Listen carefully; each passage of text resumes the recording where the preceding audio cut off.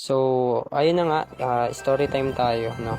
So, gumagawa ako dito ng ng video para dun sa mga hindi pa naka-connect yung account nila sa Supercell ID, which is update na ngayon kasi yung COC.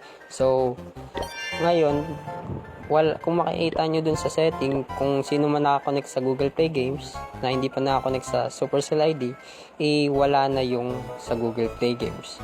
So, yung tatlo kong account, hindi pa talaga siya totally naka Supercell ID. Hindi pa siya naka-bind o connect sa Supercell ID. So, ayun nga, gagawa sana ako ng tutorial dyan.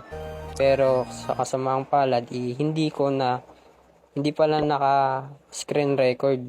So, bali tatlo na yung na-login ko, ay na-connect ko sa Supercell ID. Wala akong na na screen record man lang kahit isa. Yun lang. So, good night.